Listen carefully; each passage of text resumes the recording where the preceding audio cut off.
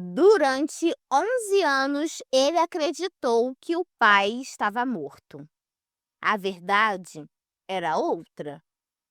O relato de hoje mostra o impacto de crescer acreditando em uma mentira contada por quem mais deveria te proteger. Oi, gente! Eu sou a Iris. Sejam bem-vindos ao Antes que o Mundo te Engula. Aqui no canal eu trago relatos reais, histórias que mostram como o mundo funciona de verdade.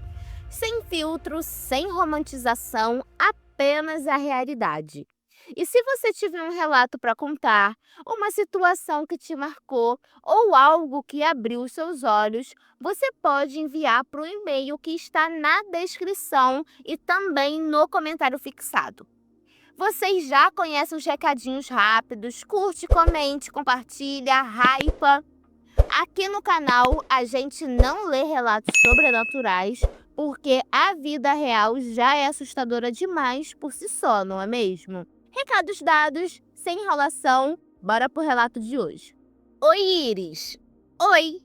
Eu nunca imaginei que um dia escreveria um e-mail como esse, mas cheguei num ponto em que precisava colocar tudo para fora. Desde que me lembro, sempre fomos só eu e minha mãe. Nós dois contra o mundo. Que bonitinho. Ela sempre me contou uma história muito específica sobre o meu pai. Dizia que ele era um homem alto, que a amou, que ficou feliz quando soube da gravidez, que eles eram muito próximos, tão próximos que ela chegou a estudar numa escola perto do trabalho dele. A mesma escola em que eu estudo hoje.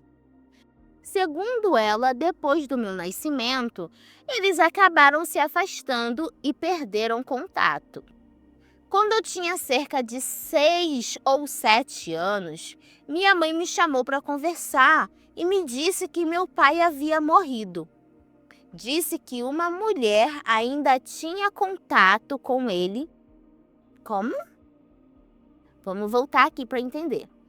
Disse que uma mulher que ainda tinha contato com ele tinha passado a notícia que ele sofreu uma parada cardíaca depois de um choque térmico.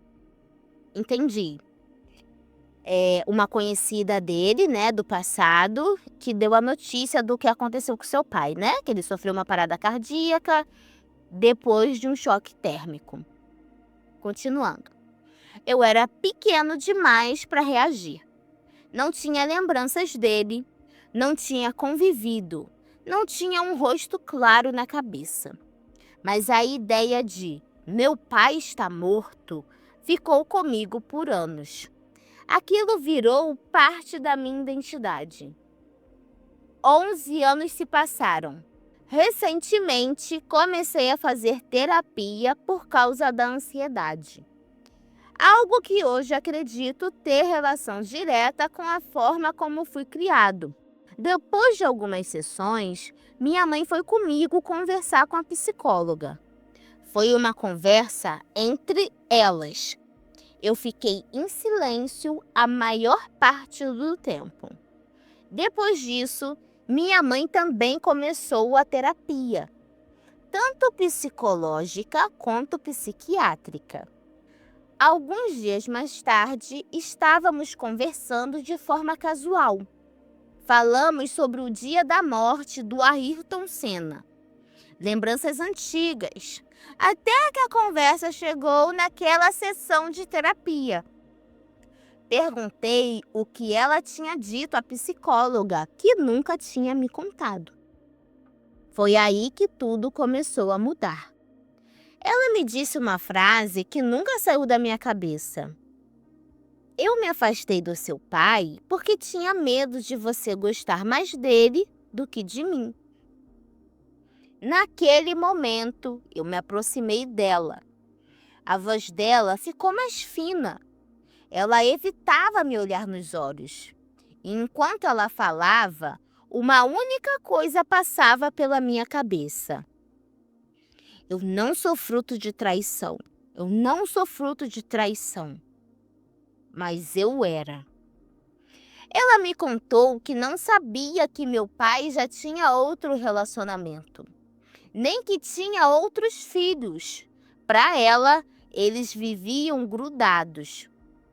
Quando descobriu a verdade, foi tirar satisfação com a mulher dele, que desejou o mal dela e o meu. Foi aí que minha mãe se afastou completamente. Ela só voltou a falar com ele no dia do meu nascimento. Convidou-o para assistir o parto. E ele disse que não podia. Depois ela pediu que ele me registrasse. Ele registrou. O nome dele está no meu RG. Então veio a maior revelação de todas. Meu pai não está morto. Pelo menos, não que minha mãe saiba. Ela admitiu que mentiu sobre isso. Disse que fez porque acreditava que ele não me merecia. Disse que ele nunca quis saber de mim. Tudo isso sem agressividade, sem raiva. Apenas como alguém tentando justificar uma escolha antiga. Ela também me contou que quando revelou a gravidez, ele duvidou.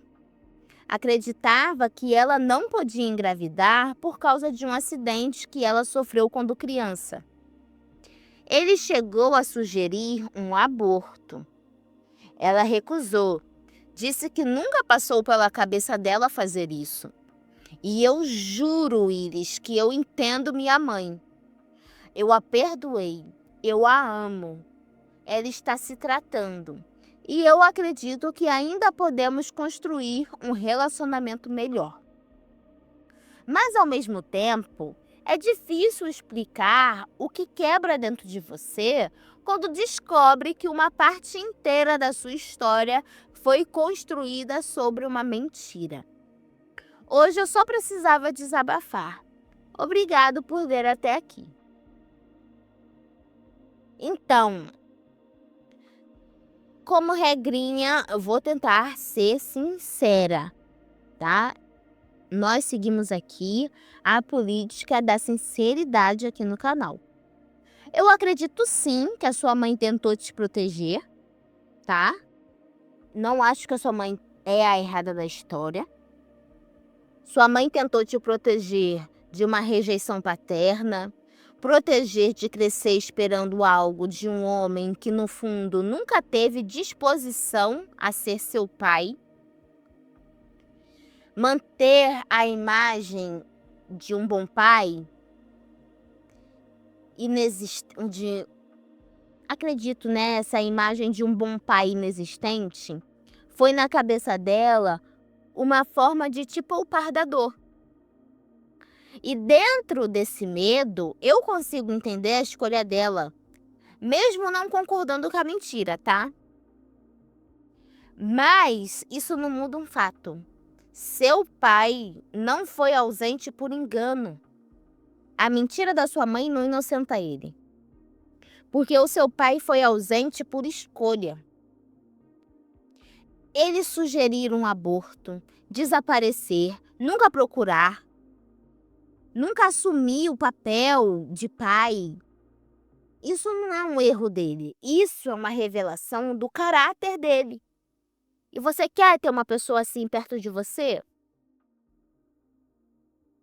E é aquilo, infelizmente, ele é apenas mais um entre milhares de pais ausentes que existem por aí. Homens que geram filhos, mas nunca se tornam pais de verdade. Eu entendo também o medo da sua mãe de você ir atrás dele. O medo de perder o espaço, o medo de você se decepcionar, o medo de que essa ferida fosse grande demais. Como é que você, criança, processaria essa rejeição? Mas a verdade é que a mentira também machuca. Hoje você descobriu. Talvez não na infância, você não sofreu esse trauma, né? De, meu pai me rejeitou. Mas você cresceu. E agora você sabe. E machuca do mesmo jeito. E são duas feridas diferentes. Sua mãe que mentiu pra você e o seu pai que nunca quis saber de você. E você achava, sei lá, que ele era um herói falecido, talvez. O conselho que eu te dou é: não tente preencher um vazio indo atrás de quem nunca quis estar com você, tá? Você não precisa da validação de um homem ausente para validar a sua existência. Mas se por acaso um dia você decidir procurar esse pai, que seja por você, não por uma expectativa, por um ideal paterno que você criou na sua cabeça, tá? Que seja porque, eu quero saber quem é esse homem, ou eu quero ir lá e olhar na cara dele e falar: caraca, você realmente um bosta, me abandonou, tá? E se na melhor das hipóteses, você decidir não procurar, isso não te faz menos inteiro, tá? Você é um indivíduo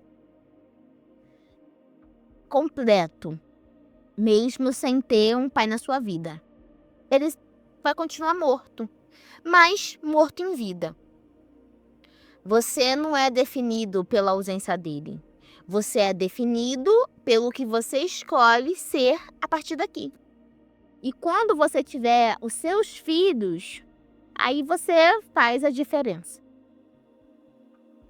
Agora eu quero saber de vocês. O que vocês pensam sobre essa história? A mãe dele agiu por proteção ou passou do limite ao mentir por tantos anos? A verdade deveria ter sido dita antes? Ou algumas verdades realmente machucam mais do que protegem? Deixa a opinião de vocês no comentário, com respeito, mas com sinceridade. E se você também tem um relato, uma história, um desabafo que precisa ser contado, o e-mail para envio está na descrição e no comentário fixado. Às vezes, escrever é o primeiro passo para entender como a gente se sente. Então, abra os olhos antes que o mundo te engula.